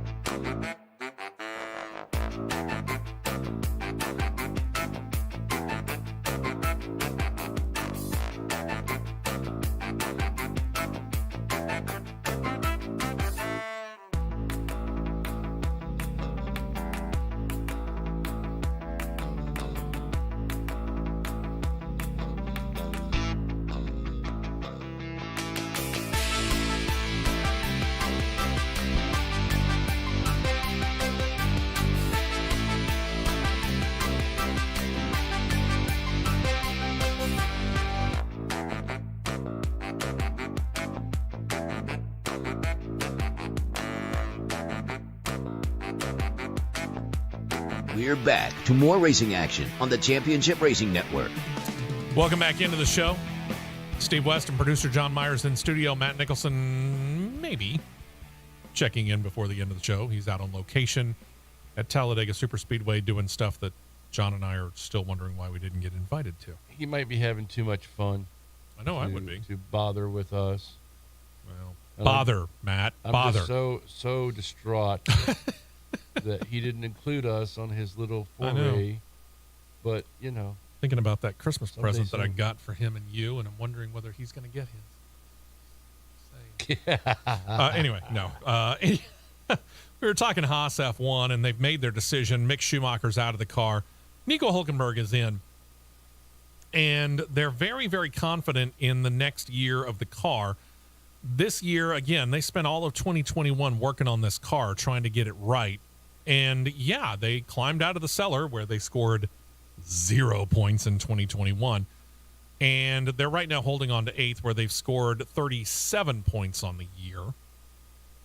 Not really looking all that good when it comes to this particular race, because Mick Schumacher's rolling off 13th, and you've got Kevin Magnussen over there who's rolling off 16th, if I remember correctly. I don't have it in front of me, unfortunately.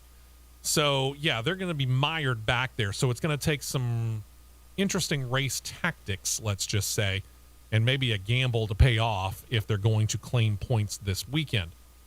Possible. We'll find out next week, of course. And again, their relationship with Ferrari is still there, but it now seems a much more technical partnership. Mick Schumacher came over because he was the top driver. He had won the 2020 Formula 2 title as a driver for the Ferrari Driver Academy. Dmitry Mazepin came over because he brought his daddy's money in, and he finished top 5 in 2020 Formula 2 final points. Didn't hurt that he had daddy's money, though. Then Russia decided to invade Ukraine, and everybody who was running or racing under the Russian flag suddenly was verboten, to borrow a German phrase. And there went the Ural-Kali sponsorship, and there went Dmitry Mazepin. Bye-bye. They brought back Kevin Magnussen. Here's the boot. Yep. Kevin Magnussen did seem to benefit. I mean, Mick Schumacher always outperformed. He outqualified and he outperformed Dmitry Mazepin almost every single race of 2021. So we knew that he was the better driver. But Kevin Magnussen came in and he seemed to settle Mick Schumacher down even a little bit more. Despite those 2 notorious wrecks where, again, he sheared the car in half, Mick Schumacher settled down. He seemed to get better and, again, scored his first points in 2 different races over the course of the summertime, but he wasn't able to continue to score points. But then again, neither was Kevin Magnussen. So they realized, you know what, maybe this young driver situation isn't working out as well as we wanted. All of the movement that was coming around with McLaren basically signing everybody under the sun except for the 3 of us here on this show, and causing all the ripple effects of this driver moving here and that driver moving there. Nico Hülkenberg was always sitting out there as a free agent. He was always considered pretty much one of, if not the top choice for coming back into Formula One should a team decide to want to go that route. But then all of a sudden, Daniel Ricciardo's name came in, and we're going to talk about him in a minute, because as we noted, he's out of Formula One on a full-time basis next year, and hoping 2024 will get him back in. Well, Daniel Ricciardo's name suddenly was very, very top of mind for all of those who were saying, hey, if you're not going to keep Mick Schumacher, go get Daniel Ricciardo. Why? Well, Ricciardo has won races for Red Bull, for Renault, which is now Alpine, and for McLaren. He's a proven race winner for different teams. Go get him. Daniel Ricciardo said, thanks, no thanks, not interested. Choice B, Nico Hülkenberg. Again, at 35 seems an odd choice to bring back after, 2 years out. But again, super sub actually scored points in 4 races over the last 2 years, scored points in, I think, 2 of those 4 events as just a fill-in. And again, for 6 straight years, never finished outside the top 10 in the final standings for Formula One. That's something Haas F1 really wants. That's something that Haas F1 really needs. Because if they're going to advance up and suddenly start battling for 6th, 5th, or maybe even 4th in that midfield points battle, they need both of their drivers consistently scoring championship points on the year, something Mick Schumacher's not been doing. And it's something that if Nico Hülkenberg and Kevin Magnussen can put their past behind them and work together, and I think that they probably will, this might benefit Kevin Magnussen as well, because Nico's going to come in. He's driven some of the top-level equipment around here as the fill-in. He's going to be able to tell Haas F1, tweak this, change this a little bit. I think we've got ourselves a contender. Will they win races? I don't know.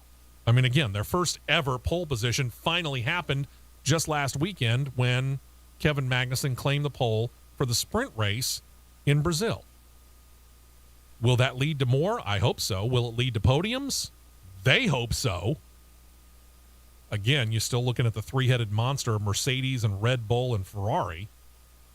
So I don't know whether that's going to be able to be beaten much. We've seen a couple of those teams be able to jump up there and claim a rare win here or there this year, including AlphaTauri. But I just don't know whether that's in the cards for them next year or not.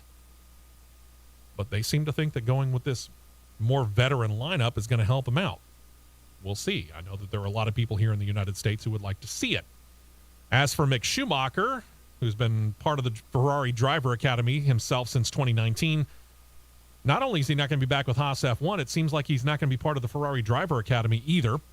Posted on Instagram when this whole thing came down, quote, "I don't want to hide the fact that I'm very disappointed about the decision not to renew our contract," talking about Haas F1. He then said, "Nevertheless, I'd like to thank Haas and Ferrari for giving me this opportunity. Those years together have helped me mature both technically and personally, especially when things got difficult. I realized how much I love this sport. It was at times bumpy, but I steadily improved, learned a lot, and now know that I deserve a place in Formula One. The subject is anything but closed for me. Setbacks only make you stronger. I'll fight hard to return to the starting grid." Here's the thing. If there's a way to fall upstairs in Formula One, Mick Schumacher might just do it if the rumors are true, because it appears like the leader to sign him as a reserve driver for 2023 is Mercedes. Not a bad place to land. Not at all. Over at Scuderia Ferrari, they are stuck refuting rumors. Yeah, refuting rumors.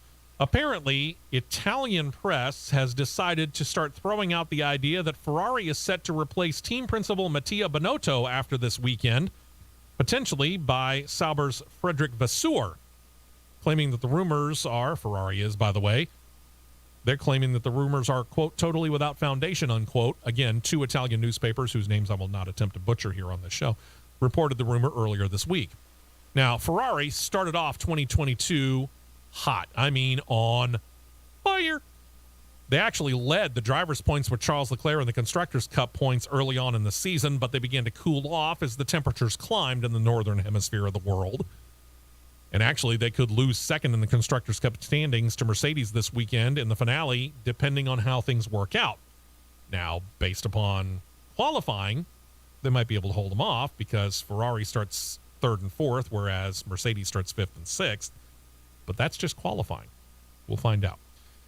Anyway, throughout the course of the year, Ferrari got bogged down by, strangely enough, mechanical reliability issues, which is not common in Ferrari.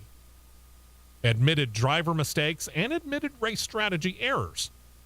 Again, Mercedes enters this weekend only 19 points behind Ferrari, coming off that first and second place finish at Brazil. So yeah, second place in the Constructors' Cup is no guarantee for Scuderia Ferrari. And Binotto's been with Ferrari his whole career. He advanced up through the system and eventually became the team principal in 2019 when he took over for Maurizio Arrivabene. Now, Vasseur has been in Formula One since 2016. He joined what was then Renault, now Alpine, but he moved to Sauber in 2017 to become their managing director and their team principal, and he's been in that role with them ever since. You probably better know them right now as Alfa Romeo. They're the title sponsor, but next year will be Alfa Romeo's final year as the title sponsor, and presuming that Vasseur stays there through this time, he will then oversee Audi coming on board as the title presenter and the co-owner of the Sauber team beginning in 2026. Again, Ferrari says this is totally without foundation. Could be a smokescreen. We'll find out over the course of the week. One guy who we know ain't going anywhere is Red Bull's team principal, Christian Horner. He's insisting there's no problem between his two drivers. Huh? Yeah. If you missed out on what happened at the end of the Brazilian Grand Prix last week, Max Verstappen was ordered on the radio If you cannot pass, I think it was Lando Norris in front of you, give Sergio Perez a pass to give him some extra points so that he might have a leg up in the driver's standings. Yeah, Verstappen refused to give up his position to Sergio Perez. He kept 6th, relegated Perez to 7th. That hurt Perez in his attempts to lock down 2nd in the driver's standings in his battle with Charles Leclerc, which, as we mentioned in the race recap, is currently sitting at all even. Horner said after the race, quote, "We discussed these things internally. The drivers have obviously spoken about it as well. They're very, very clear. For us, Checo is Perez's nickname, by the way, is now tied in points with Charles. Ferrari didn't switch their cars round. As we go to Abu Dhabi as a team to do the very best that we can for Checo to achieve that 2nd place, Max will fully support that." I'm wondering. I get the feeling it was get with the program or get out of the seat. Yeah, exactly. If they can do what they did in qualifying, which is Max Verstappen first and Sergio Perez second, and they finish that way, that's no problem. Because Charles Leclerc, the best he could do is 3rd, and, well, he can't match on points. But if this was a situation where, again, say 6th and 7th was up for grabs, I wonder exactly how cooperative one Max Verstappen's going to be. Just asking. Because here's the thing.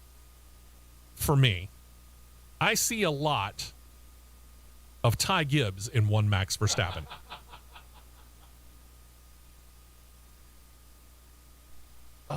Do I need to say more? No. Okay. Anyway, Horner continued on, quote, "The drivers have discussed it. They've shaken hands. We're absolutely focused.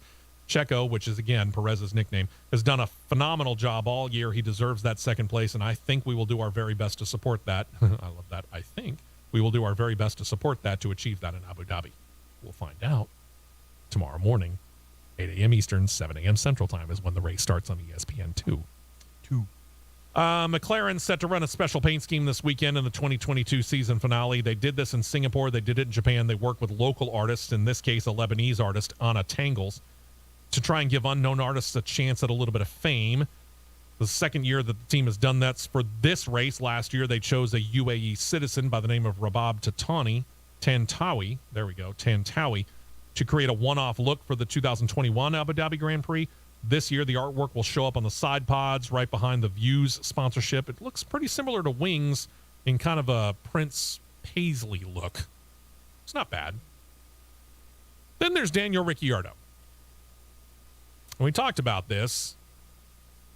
He's out of McLaren after this race. He has no full-time ride.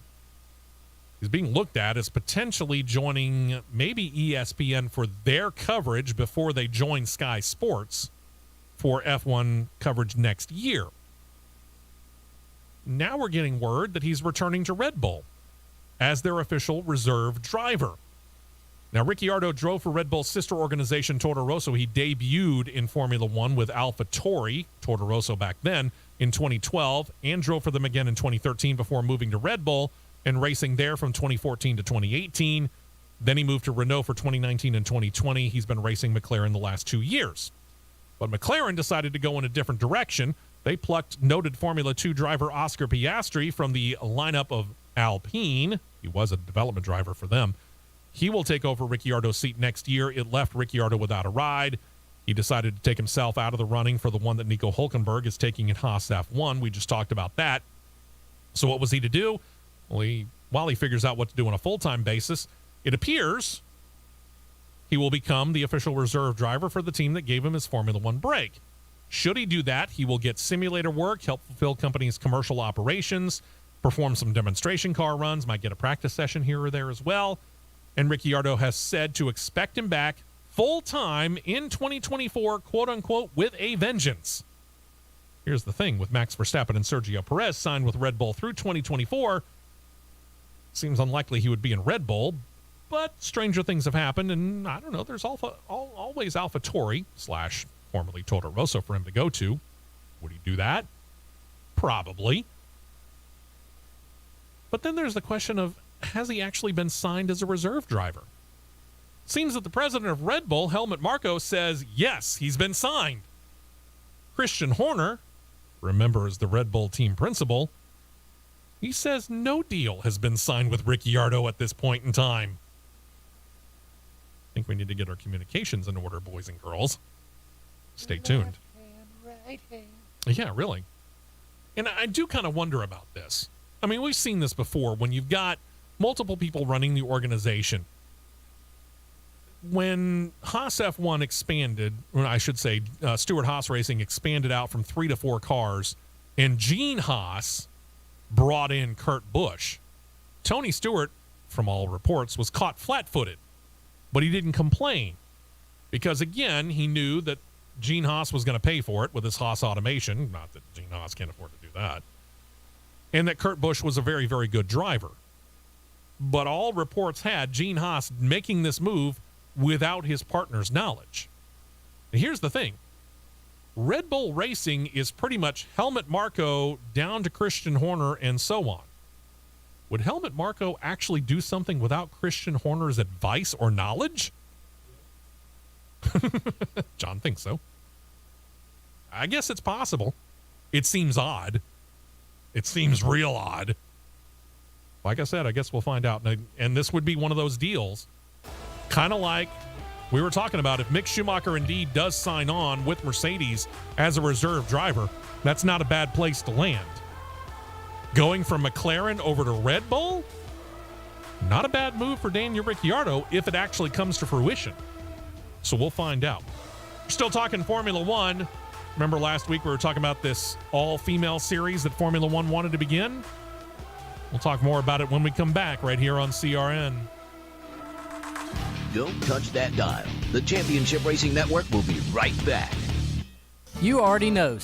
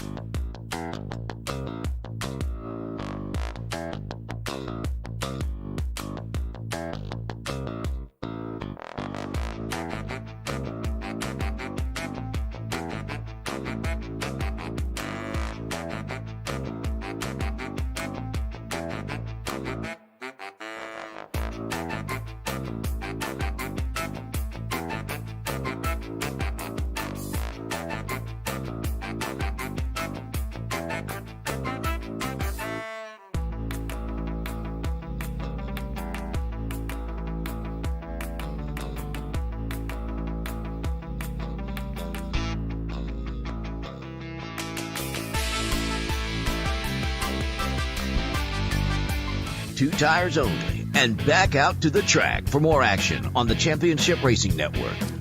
Got an update for you on the qualifying situation over there in Abu Dhabi for tomorrow morning's race.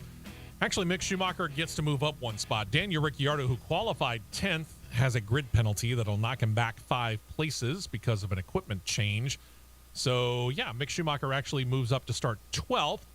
Daniel Ricciardo will start 15th. Kevin Magnussen still starts in 16th for Haas F1. So there's your update as we go. Now, last week we talked about the possibility that Formula One would start up an all-female series of their own. That's right, not back in the W Series. Doing their own all-female racing series. Well, this is a reality. It went from talking about it one week to doing it the next. It's the F1 Academy, as they're calling it. It'll begin racing in 2023. Again, an all-female racing division on cars that are on a level with Formula 4 and generally considered for younger drivers. Read 16 and up. Good grief. 5 teams, 3 cars each, total of 15 entries. The series will be overseen by Bruno Michel, who also oversees Formula 2 and Formula 3. The teams will be owned and operated by teams in both of those 2 divisions. There are 21 races planned, 3 races each. At each stop, over 7 stops, at least one of those stops will be a race weekend that'll conjoin with Formula One, maybe more than one, but at least one that we know of at this point in time. They're not saying which race. They're just saying that we will make sure that we pair this new series with Formula One at least one weekend. As we noted, the Formula One states that this is under the racing level of the non-Formula One backed W Series. They race on a level that is equivalent of Formula 3. For example, and therefore it's not meant as a competitor to W Series. And the W Series founder and CEO, Catherine Bond-Muir, said that, well, she's saying all the right things, let's put it that way. She's saying she welcomes this series as an example of the continued growth of women as drivers and more in motorsports. But when you look at it, her series, without the same financial backing as the new F1 Academy, is looking at a rather uncertain future.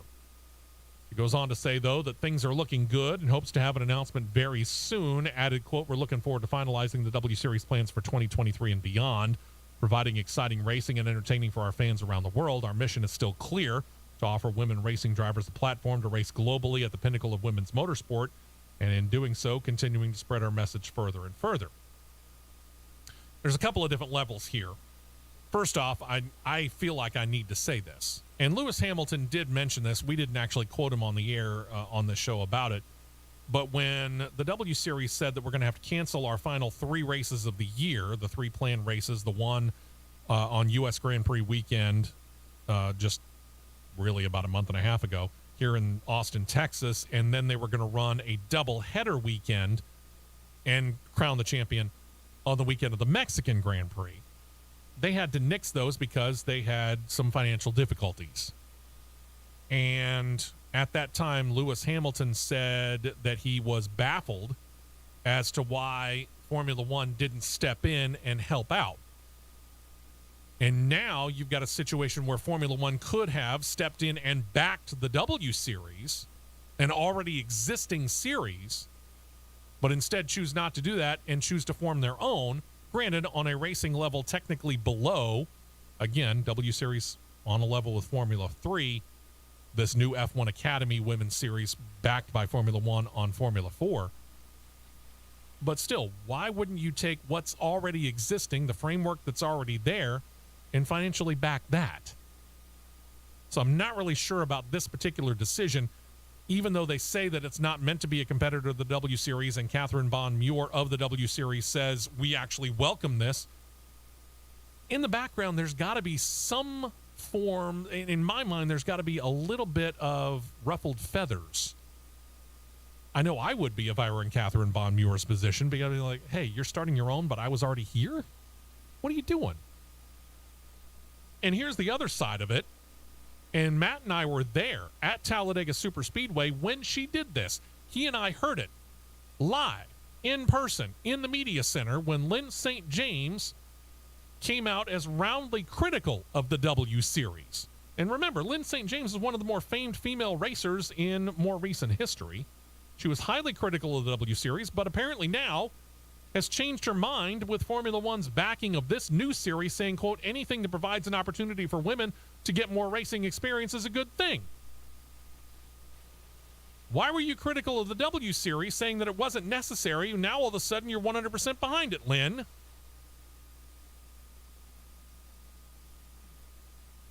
I mean, what am I missing? My theory? Please. Cha-ching. Uh-huh. Unfortunately, money does talk, doesn't it? Lynn, I hope that's not the case. I really don't. And again, there's that question out there for me. Why is Formula One not back in the W Series and starting their own? It just doesn't make sense. Well, anyway, on to other things. The Formula One Commission met on Friday in Abu Dhabi. They do this annually before the final race weekend of the season because they look at their own regulatory procedures and see what can or should be changed. Wet weather racing was a very big topic of conversation throughout this meeting, and they had some technical and financial regulation topics as well. We'll start with, while the tech and money deals are kind of boring, we'll review the overview of the potential changes to wet weather racing conditions. One of the problems the drivers have been complaining about when it comes to racing in rainy conditions is the spray coming off the tires that effectively blinds the driver following and increasing the danger aspect several times over. So they were asking for a resolution. The FIA and the F1 Commission began studying some form of standardized bodywork that they could fit over the tires to cut down on the amount of spray. But the FIA states that any such bodywork, one, must not interfere with pit stop tire changes, and two, they're thinking that the bodywork should not be allowed to be installed under green flag conditions, only under yellow flag conditions. They also noted that they're planning to strengthen the roll hoops for the cars, but that won't actually go in until 2024. And quite frankly, any covering over the wheels probably won't go into effect until 2024 because you got to do all the testing on it beforehand. We'll see. During the 6 sprint races of 2023, 6 up from 3, they're actually going to try out the idea of activating the drag reduction system, or DRS, quicker. Right now, according to the FIA rules, the race needs to be green for at least 3 laps before DRS becomes enabled. The FIA has stated that they're going to do a trial activation of 2 laps after green, quote, during each sprint session in 2023 with a view to introducing it for all races in 2024. The planned sprint races in 2023 are slated for, in alphabetical order, Azerbaijan, Austria, Belgium, Qatar, the United States, and Brazil. We'll find out. The FIA, and I got to give them credit for this, they're actually willing to kind of ding themselves for their own system of talking about penalties for any teams that might breach the cost cap that they instituted in 2021 for Formula One. It was set that year at $145 million per car. Think about that for a minute. $145 million per car. Red Bull was deemed to have actually gone over that amount, which we detailed here on the show. They were fined $7 million, and they got slapped on the wrist with a 10% reduction in wind tunnel test time for 1 year. The FIA is not saying that the penalty or even the penalty system itself is wrong, but instead they say that they now feel that it took too long to go through the process. So they want to get all the work. Well, for 2022, all of your 2021 paperwork needed to be in by September, and they didn't announce the penalty until early October. FIA President Mohammed Ben Sulayem said that changes are being made to ensure the process happens quicker in 2023. He said part of the reason why it took so long is, well, it was the first time, and that a significant amount of auditing was taking place, but having gone through the process now, they know where they can cut through some of the red tape and speed the process up. Sulayem says, quote, it's better to do it in May and not wait until October to do it, which, yeah, I kind of see that. Now you got to get all the paperwork in by May, which is something that the Alfa Romeo team the Aston Martin team couldn't do on time. They got a small monetary fine of somewhere around $500,000 for that, because that was just a small procedural error. We'll see whether it works out in 2023 or not. And Formula E wraps things up for us here. We'll get a little commentary coming up here in a moment. They've also announced changes to some of their sporting regulations. They're set to introduce that 3rd generation of electric cars. The most notable change, eliminating the time plus 1 lap format of the races that we've been using over the last several years. They say now we're going to revert to all races being run for a set number of laps, and the notation that when you get safety car and full course caution interruptions for multiple laps, instead of adding time, as has been the practice, they'll actually look at adding laps to the end of the race. They're also planning a new attack mode. They're introducing the fan boost mode, so you no longer can vote on which driver you really like to get a boost in power. They're changing it to a new attack mode that'll be introduced in the second half of the upcoming year. It's a feature that'll be unlocked after the mid-race charging period that could take up to 30 seconds to charge. But once you've done that, the drivers can unlock an extra 50 kilowatts to the max output on the track. They're going to try this at select races, latter half of the 2023 season. The regular attack mode, where drivers go through a zone for a 2-minute period of increased output of about 5 to 10 kilowatts to the max output, that's not going to be changed. So now you have 3 different ways of the drivers trying to work their way towards the front. And much like in Formula One, Formula E, now going to have to allocate at least 2 free practice sessions throughout the season to a driver who has never previously competed in Formula E, in order to give some up-and-coming drivers a chance to actually get into the race car instead of being relegated to simulators only. Formula One does that now, and we've seen Haas F1 and a couple of other teams doing that here over the latter half of the season, giving those drivers who have little to no experience in Formula One a chance to get behind the wheel and see how they perform.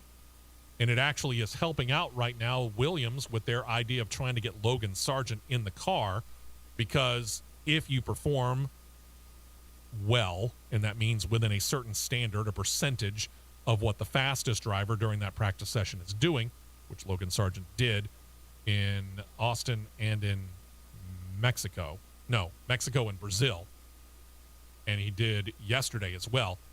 That gave him a bonus point to his F1 Super license, but he still has to finish 6th or better in final Formula 2 points to get those 40 Super license points that he needs to be able to race next year for Williams. So that seat is still up for grabs. Technically, Logan Sargent is penciled in. They're hoping to ink him in later. And considering how well he's performed over the course of the year, he's 3rd in points right now. It seems like he'll probably be able to do it, but once you get into the race, and our resident driver could tell you that, if he weren't driving at Talladega. Sorry, I'm still a little jealous. Anyway, he would be able to tell you, once you get into the race, anything can happen. And as we've noted, not only does Formula One do this, Formula 2, Formula 3, all of those feeder series, they all go from a standing start, which means what? You get to turn 1 and you got chaos. Which means he could be, well, finding himself out of luck there. We'll keep you updated on it. We'll let you know next week whether Logan Sargent gets the needed points. If he doesn't, hey, Williams, there's a guy by the name of Mick Schumacher out there. Interested? Don't know exactly what Matt did while he was over there in Talladega, but apparently he was having way too much fun to contact us. I guess we're the lowly people on the totem pole now to him. Yeah.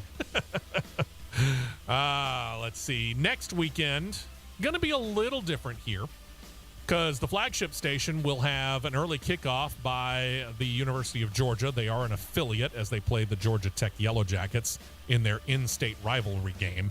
So with the early kick and a 4-hour pregame show, that means we're going to be internet only next week. And John is working on now whether we're going to have to come together at some place or whether we're going to be able to do that from our respective houses on Thanksgiving weekend. Speaking of which, good grief, this weekend's already Thanksgiving. This year's flying by. Y'all enjoy the racing tomorrow morning. We'll talk about it next week, however we figure it out. And enjoy the Turkey Day and all the football and all the sports that are involved therein. We should be back next weekend, same time, same CRN Live YouTube channel at 9 a.m. Eastern, 8 a.m. Central Time. Hope you join us then. And maybe Matt will be able to join us then, too. I know he's taking a weekend where he's going to be in the mountains. But could he maybe join us for the YouTube feed? I guess a lot of that depends on how good his Wi-Fi coverage is, huh? We'll let you know all about that. But yeah, we're planning on being with you on Thanksgiving weekend and talking racing for, well, however long we darn well feel like it. Because you know what? We're not limited to 2 hours. And if we don't have enough stuff, well, we won't fill 2 hours anyway. Y'all enjoy the holiday. Be careful if you're traveling. We'll talk to you next week right here on the Championship Racing Network. This has been a presentation of the Championship Racing Network.